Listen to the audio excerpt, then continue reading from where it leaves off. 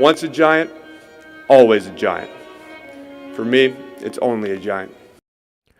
What's going on YouTube? Diggy546. Definitely hit that subscribe button if you're new. Like the video if you like the video. And I won't tell if you click that bell. But let's go ahead and get into this. So we had a quick snag, a quick scare that Kyle Rudolph might not have been coming back. But he's going to be here. He's going to be ready for week 1. Hopefully he's ready sometime during the preseason or training camp. But he's a veteran. He's a smart dude. So I know he'll probably be mentally ready and mentally prepared for week 1 if he doesn't play any preseason games. But I'm glad that that's figured out. And moving on to the rest of the offense, man, we've gotten Kenny Golladay.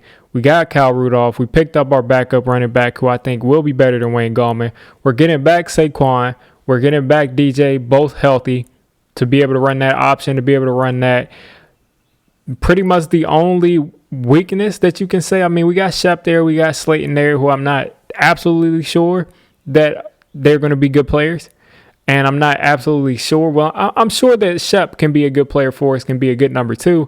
But I'm not sure that he can be a reliable number 2 as far as staying healthy. And we've also seen Kenny Golladay not be able to stay healthy in stretches. So I'm someone who still supports maybe taking a receiver at 11. I still support that because you never know. One injury can put us right back where we were last year or even in a worse position. And a lot of people are looking at the John Ross signing as someone like, since we signed John Ross to a $1 million guaranteed contract, we can't take a receiver anymore. I don't agree with that at all. And then we look at the offensive line. I was someone who didn't want to cut Kevin Zeitler. I didn't want to cut him at all. But he did free up a lot of space, and we were able to make some moves with it, because if you look at the cap hits for this year, I mean, just his $12 million cap hit, I think it's $12 million cap hit or 16 or something huge like that. Basically, all of our top free agents, our top 3 free agents, Kyle Rudolph, Kenny Golladay, Adoree Jackson, I don't think they all equal his cap hit for this year. So he definitely freed up that space for us. But we have to replace him. We have to replace him. I don't think it'll come through free agency because we just don't have the money anymore. We just can't keep signing players and pushing that money back. Yeah, we'll have about 20-something million, and then we probably would do some more work next year to bring that number up. But I just don't see us signing a free agency guard this year. So it's going to have to come in the draft.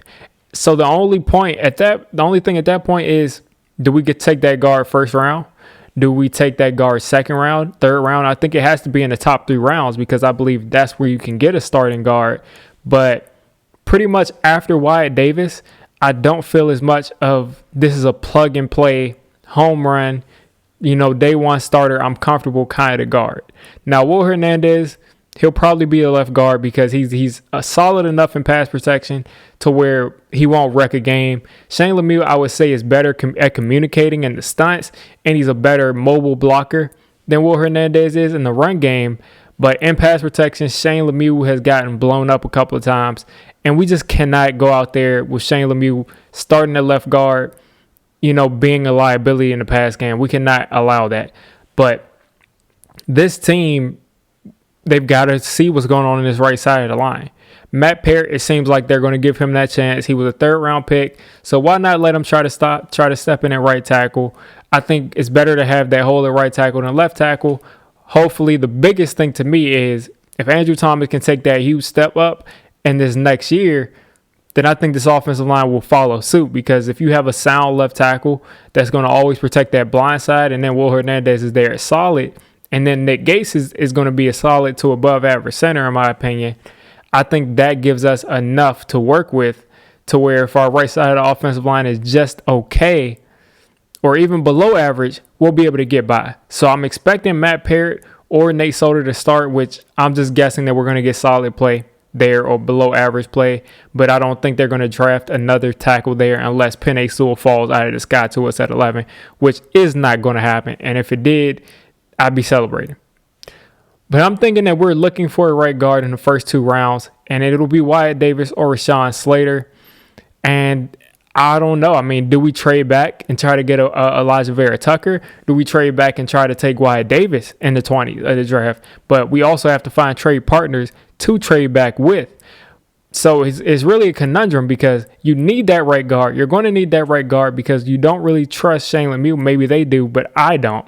You don't really trust Shane Lemieux, but you can also get what I believe is a generational prospect in Jaylen Waddle.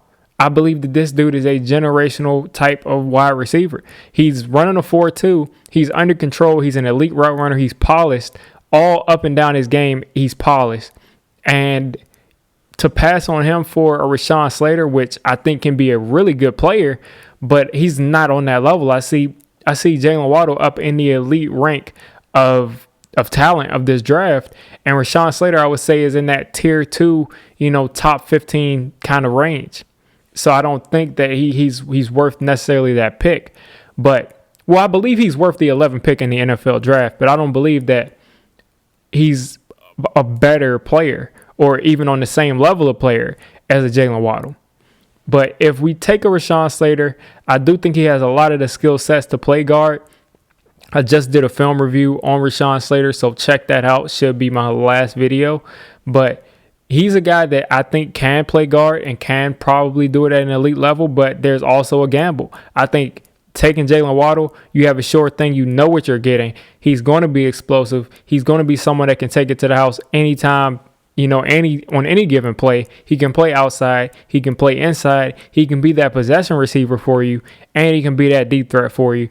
And he changes the way that the defense has to line up every single play because of that speed. And then I see people saying we already have John Ross. Well, John Ross and Jaylen Waddle are two different players. They're not similar. They have speed. That's about it. Jaylen Waddle is much more polished than John Ross was. And that's why Jaylen Waddle, in my opinion, is a generational type of prospect. But that's pretty much my conundrum. Do we go Jaylen Waddle, which I believe is a slam dunk pick, and there's pretty much very low risk to it? Or do we go Rashawn Slater, who I believe can probably come in and be a solid right guard? At the very least, he's going to be decent in pass protection because he's a tackle. And, he was really good as a tackle in pass protection. And he's going to be really good at getting to that second level, which he did a lot in college from the tackle spot. But is is the drop-off of Waddle to Slater little enough to justify taking the worst ranked player? Because I would probably rank Waddle a top 5 or 6 prospect in the draft. Rashawn Slater is probably a top 15 pick in the draft, top 15 player in this draft. And then when you add the quarterbacks, that can kind of push, both of them down. But that's going to be something that Dave Gettleman is going to have to figure out this draft. Do we go receiver because the value is so great? Or do we, I hate to say reach because he's worth the pick. He's worth the actual pick. But we'd be reaching to take him over someone, especially when we said Sterling Shepard has injury issues. Kenny Golladay has injury issues.